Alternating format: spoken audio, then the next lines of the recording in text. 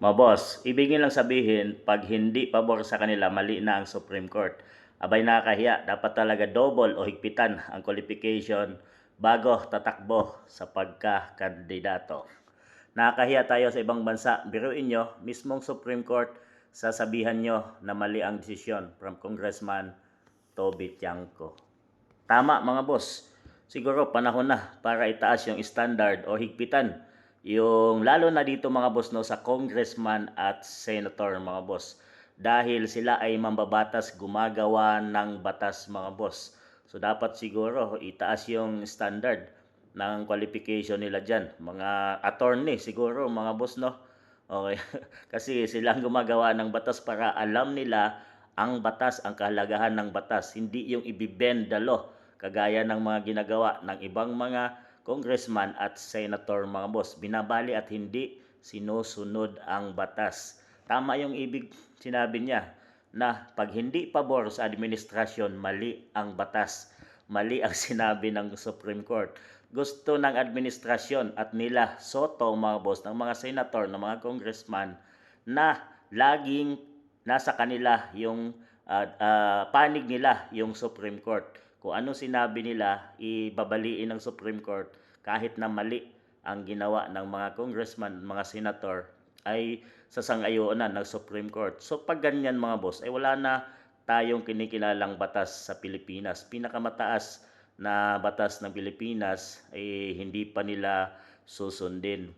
Talaga mga boss, talagang puro matitinik na abogado yung nandyan. Bago ka maging Supreme Court Justice, mga abogado, mga boss, ay masa 15 years ang kailangan na experience or mahigit pa mga boss. Talagang subok na sila at nakakabilib ang Supreme Court dahil hindi sila nasusuhulan or nababali mga boss. Talagang sinunod nila kung ano yung tama.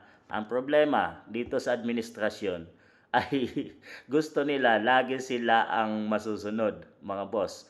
Sinasabi lagi ng administrasyon na gumagana yung batas sa ating bansang Pilipinas, bakit ipinadala si FPRRD doon sa dahig?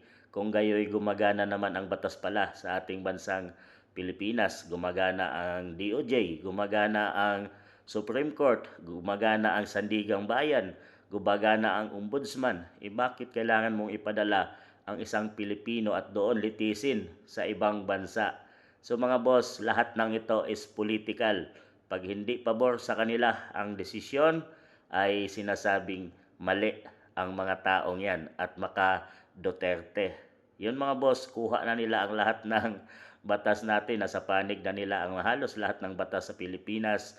Pero salute to Supreme Court dahil hindi sila nasusuhulan at ginawa nila ang tamang desisyon dahil nakita ng Supreme Court na talagang minadali or political ang agenda ng mga congressman na nagsampa dito at para alisin sa posisyon si BP Inday Sara Duterte. Kahit naman nakaliquidate na sa COA ang sinasabing confidential funds ni BP Inday Sara, ay pilit pa rin nilang isinusulong ito mga boss.